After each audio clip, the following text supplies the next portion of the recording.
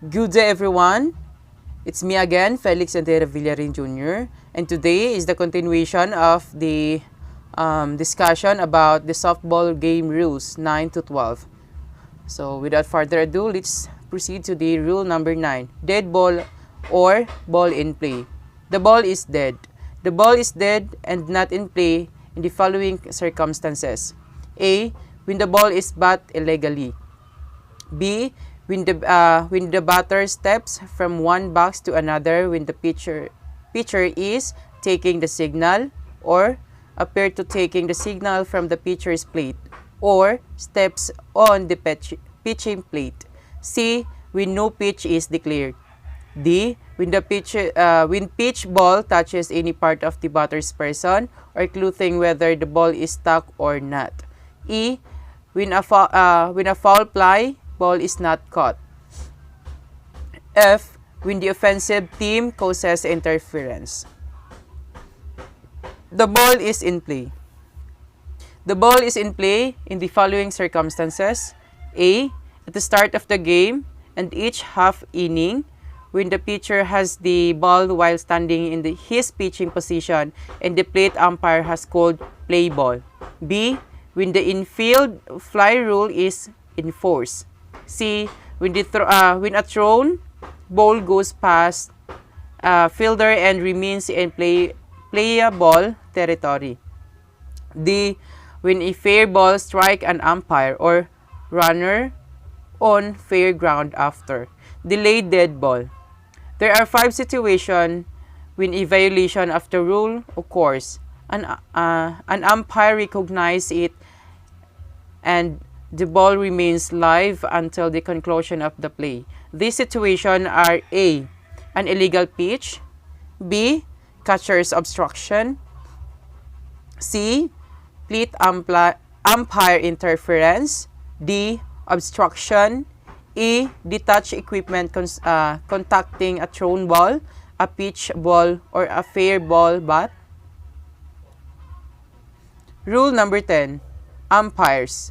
Power and duties. So this is the umpire rule and duties, or power and duties. The umpires are the representative of the leagues or organization by which they have been assigned to a particular game, and as such are authorized and required to enforce each section of these rules.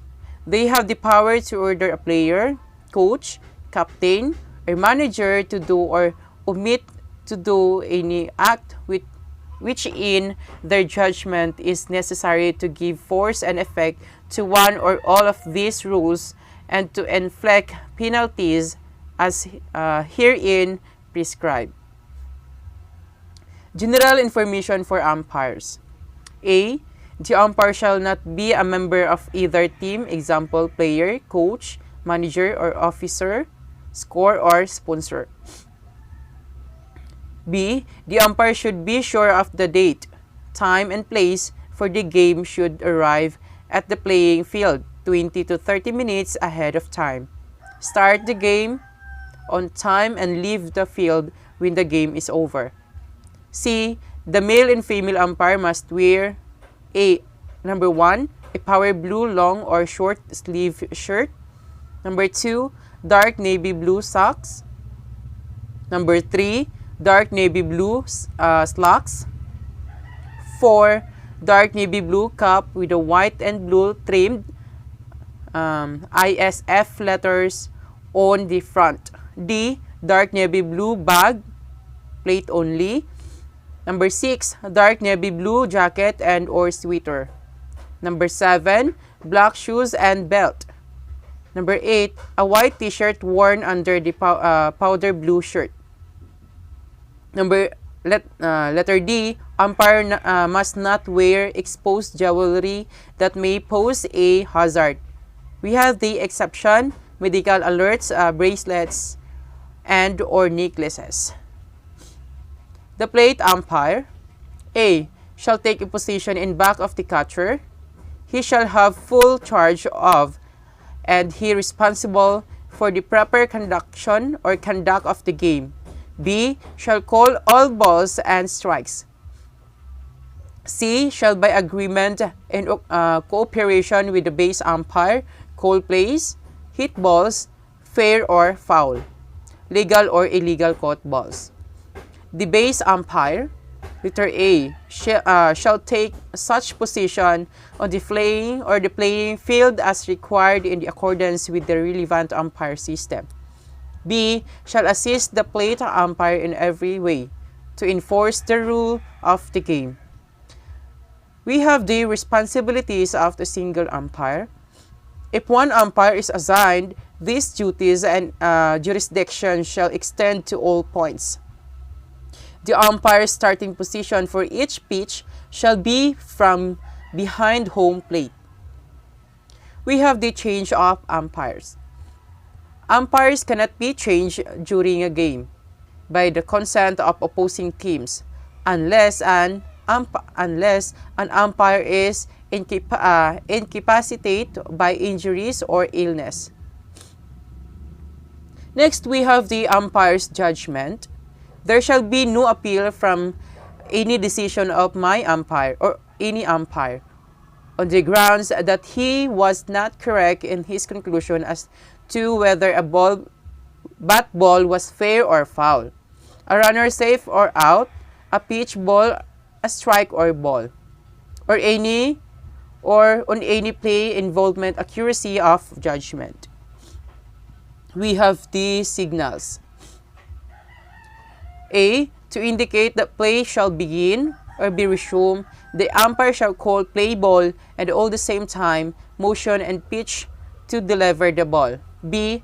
A strike shall be indicated by raising the right hand upward, indicating that the number of strikes by the fingers and at the same time calling strike in the clear and decisive voice. Letter C. To indicate a ball, no arm signal is used. Letter D. To indicate the total count of balls and strikes, the balls are called first. E. To indicate a foul, the umpire shall call foul ball and extend an arm horizontally away from the diamond according to the direction of the ball. F. To indicate the fair ball, the umpire shall extend an arm towards the center of the diamond using a pump motion. To indicate a batter or runner out, the umpire shall raise the right hands upward above the right shoulder with first close. H. To indicate that a player is safe, the umpire shall extend both arms horizontally to the side of the body with palm toward the ground. Letter I. To indicate suspension of play, the umpire shall call time and at the same time extend both arms above the head, and other umpires shall immediately acknowledge the suspension of play with similar action. J. To indicate a delayed dead ball, the umpire shall extend the left arm horizontally with first close. K. To indicate the trap ball, the umpire shall extend both arms horizontally to the side of the body with palm toward the ground. Next, we have the suspension of play. A. An umpire may suspend play when, in his judgment, conditions justify such action. B. Play shall be suspended whenever the plate umpire leaves his position to brush the plate or to perform other duties not directly connected with the calling of the plays. C. The umpire shall suspend play whenever a batter or a pitcher step out of position for a legitimate reason. Letter D. An umpire shall not call time after pitcher has started the wind up.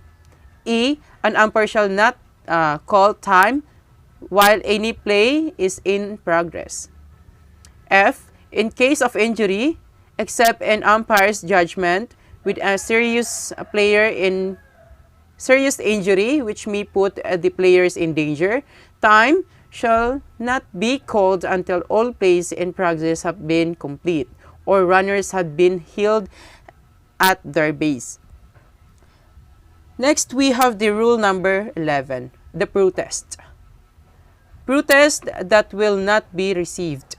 Protests shall not be received or considered if they are based solely or on a decision involving the accuracy of judgment of the parts of umpire, or if the team logging the protest won the game.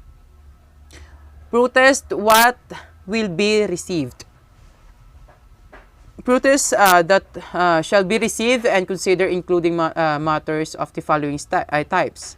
A. Misinterpretation of a playing rule. B. Failure of an umpire to apply the correct rule to a given situation. C. Failure to impose the correct penalty for a given violation.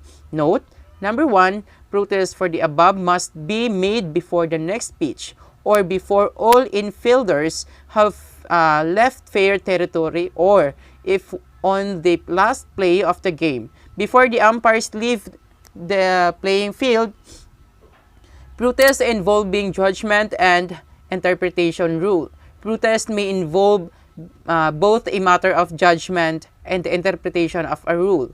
Notification for intent to dog protest.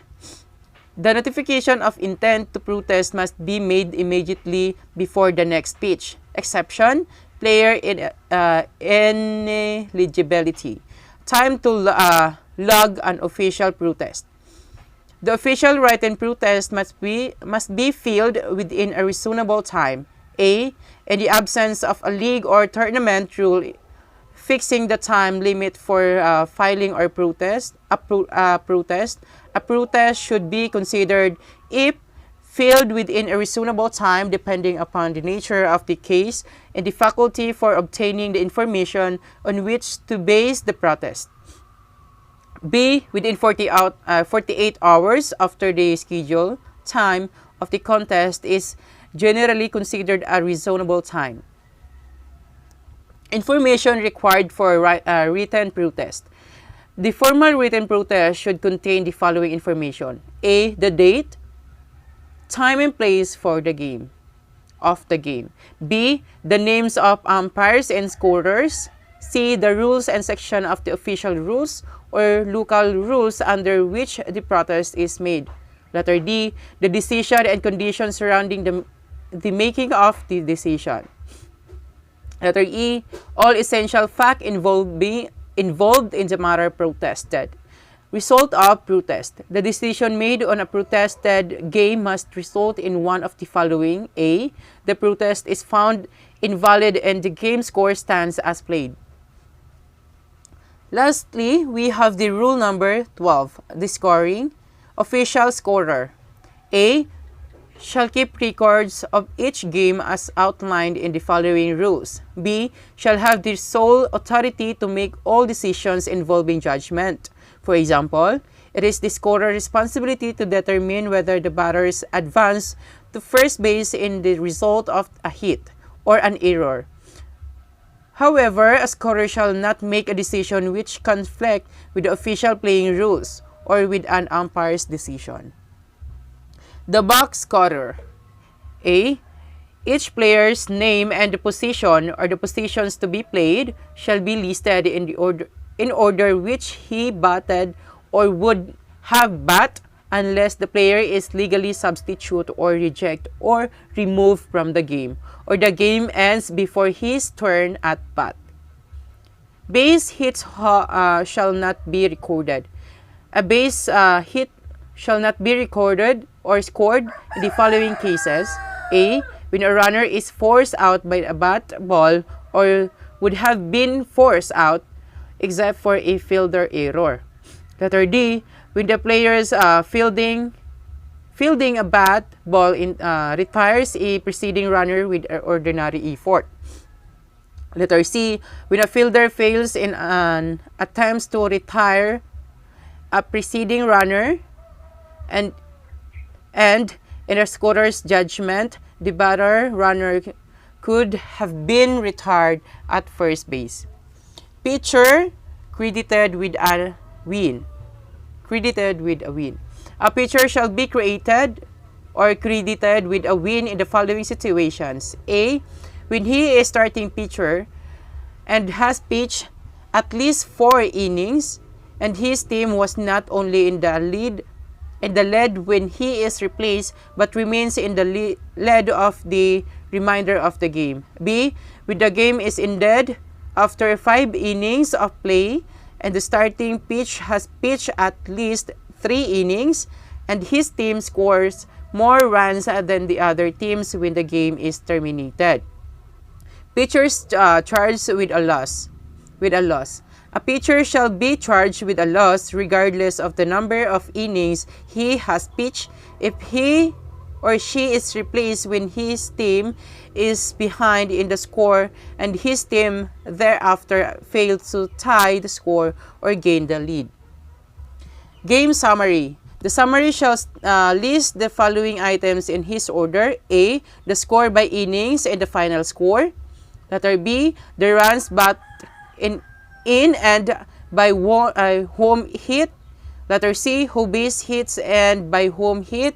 D. 3 base hits and by home hit. E. Home runs and by home hit.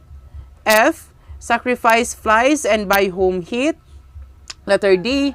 Double plays and player participating in them. Letter H. Triple plays and players participating in them.